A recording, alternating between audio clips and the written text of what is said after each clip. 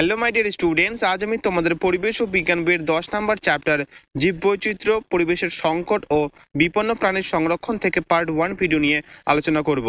এই চ্যাপ্টারে তোমাদের মোট 5টি পয়েন্ট রয়েছে। 1 নম্বর বন, 2 নম্বর সমুদ্রের নিচে জীবন, 3 নম্বর মরু অঞ্চলের জীবজগৎ, 4 নম্বর মেরু অঞ্চলের জীবজগৎ এবং 5 নম্বর বন্যপ্রাণীর সংরক্ষণ, কয়েকটি বিপন্ন প্রাণী ও তাদের সংরক্ষণ। আজ আমি শুধুমাত্র বন থেকে যত গুরুত্বপূর্ণ প্রশ্ন উত্তর রয়েছে সব দিয়ে দিব এবং বাকি পয়েন্টগুলি পরবর্তীতে পার্ট 2 এবং পার্ট 3 আকারে দিব। তাই তোমরা যারা এখন অবধি চ্যানেলটি সাবস্ক্রাইব করনি তারা এখন সাবস্ক্রাইব করে পাশে থাকা বেল আইকন নোটিফিকেশন থেকে অল বাটনটি সেট করে নিও, যাতে পরবর্তী ভিডিওর নোটিফিকেশন সবার আগে পেয়ে যাও। ওকে, এবার চলো আর বেশি দেরি না করে আমরা একের পর এক প্রশ্ন উত্তরগুলি দেখে নেই। সবার প্রথমে তোমরা এক কথা উত্তর দেওয়া প্রশ্ন উত্তরগুলি দেখে নাও। 1 নম্বর প্রশ্ন, বন কি? উত্তর, বন হলো অনেকটা অঞ্চল জুড়ে জন্মানো উদ্ভিদ সমষ্টি। 2 নম্বর প্রশ্ন, পৃথিবীর স্থলভাগের কত শতাংশ বনে ঢাকা?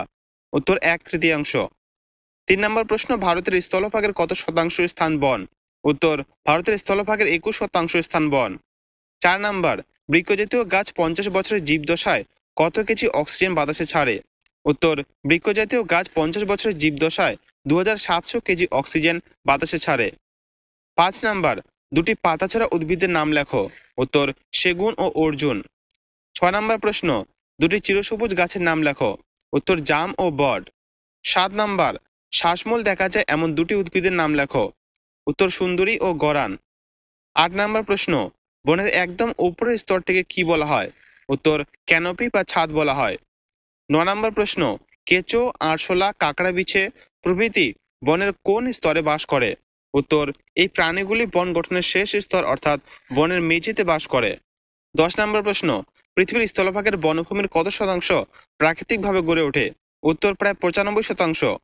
11 নম্বর, ওশেনিয়ার বনের পরিমাণ কত শতাংশ? উত্তর, প্রায় 5%। 12 নম্বর প্রশ্ন, বনে আগুন লাগার দুটি প্রাকৃতিক কারণ লেখো। উত্তর, অগ্ন্যুৎপাত ও বজ্রপাত। 13 নম্বর প্রশ্ন, আমেরিকা যুক্তরাষ্ট্রের বিধ্বংসী দাবানল কত খ্রিস্টাব্দে ঘটেছিল? উত্তর, 1910 খ্রিস্টাব্দে ঘটেছিল। 14 নম্বর প্রশ্ন, পশ্চিমবঙ্গের প্রধান দুটি বনভূমির নাম লেখো। উত্তর, উত্তরবঙ্গের বনভূমি এবং সুন্দরবনের ম্যানগ্রোভ বনভূমি।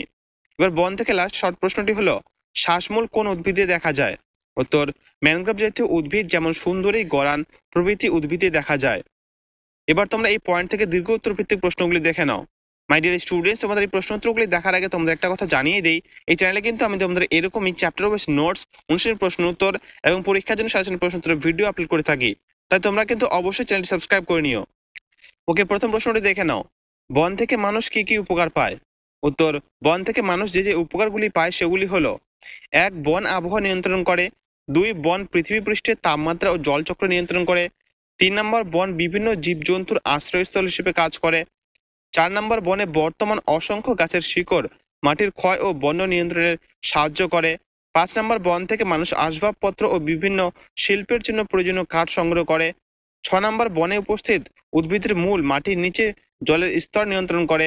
7 নম্বর, বিভিন্ন জ্বালানির উৎস হলো বন। এবং 8 নম্বর, বিভিন্ন মারণরোগের ওষুধের উৎস হলো এই বন। 2 নম্বর প্রশ্ন, কি কি কারণে বনে আগুন লাগে? উত্তর, বনে বিভিন্ন কারণে আগুন লাগে, যেমন 1 নাম্বার, অগ্ন্যুৎপাতের সময় বনের গাছের শুকনো ডালপালা জ্বলন্ত লাভার সংস্পর্শে এলে। 2 নাম্বার, বনের মধ্যে বজ্রপাত হলে। 3 নাম্বার, বায়ু প্রবাহ তীব্র হলে, পাশাপাশি দুলতে থাকা বাঁশ গাছে ঘষা লাগার ফলে।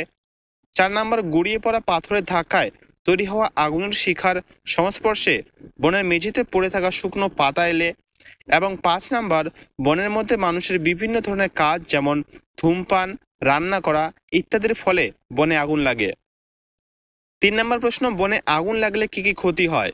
উত্তর, বনে আগুন লাগার ফলে যে ক্ষতিগুলি হয় তা হলো: 1 নাম্বার, আগুন লেগে বন নষ্ট হলে বাতাসে CO2 এর ঘনত্ব বাড়তে থাকে আর O2 এর ঘনত্ব কমতে থাকে, ফলে পরিবেশের তাপমাত্রা ক্রমশ বাড়তে থাকে। দেখো এখানে CO2 মানে কিন্তু কার্বন ডাই অক্সাইড এবং O2 মানে হলো অক্সিজেন, এটা তোমরা অবশ্যই মাথায় রাখবে। 2 নম্বর পয়েন্ট, বনের মাটি আর গাছের পাতা বৃষ্টিপাতের প্রায় 50% শুষে নেয়। বনে আগুন লাগার পর মাটি ও গাছের পাতার সেই ক্ষমতা আর থাকে না, ফলে বন্যার সম্ভাবনা বৃদ্ধি পায়। 3 নম্বর পয়েন্ট, বড় গাছগুলো পুড়ে যাওয়ার ফলে প্রবল বৃষ্টিপাতের সময় মাটির ক্ষয় বেড়ে যায়। 4 নম্বর, বনে আগুন লাগলে বহু প্রাণী তৎক্ষণাৎ মৃত্যু হয় আর বাকিরা আশ্রয় হারিয়ে ফেলে। এবার 4 নম্বর প্রশ্ন, কি করে বন বাঁচানো সম্ভব? উত্তর, যে যে উপায়ে বন বাঁচানো সম্ভব তা হলো: 1 নাম্বার, বনাঞ্চলে গাছ কাটা বন্ধ করতে হবে। 2 নাম্বার, নতুন নতুন চারা গাছ লাগাতে হবে এবং বনাঞ্চল তৈরি করতে হবে।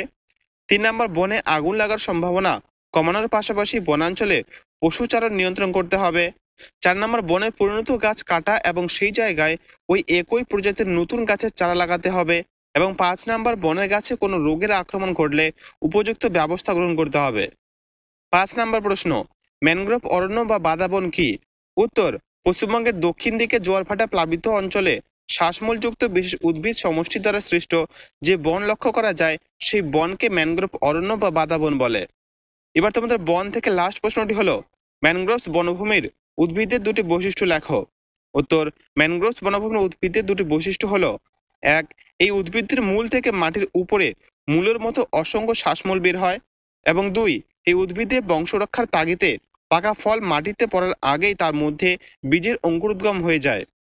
ওকে মাই ডিয়ার স্টুডেন্টস, এই ছিল তোমাদের বন থেকে সমস্ত গুরুত্বপূর্ণ প্রশ্ন এবং সাথে তার উত্তর। আমি যে প্রশ্ন উত্তরগুলি দিলাম এগুলো কিন্তু প্রত্যেকটি প্রশ্নই তোমাদের খুবই গুরুত্বপূর্ণ এবং পরীক্ষায় আসার মতো। তাই তোমরা কিন্তু অবশ্যই এই প্রশ্নগুলি খুব ভালোভাবে মুখস্থ করে নিবে। ওকে, তাহলে আজকের ভিডিও এই পর্যন্ত। ভিডিওটি তোমাদের কেমন লাগলো অবশ্যই কমেন্ট করে জানিও এবং ভালো থাকলে অবশ্যই একটি লাইক করে দিও। দেখা হচ্ছে নেক্সট পরবর্তী ভিডিওতে। ততক্ষণ সবাই ভালো থেকো এবং ভালো করে পড়াশোনা করো।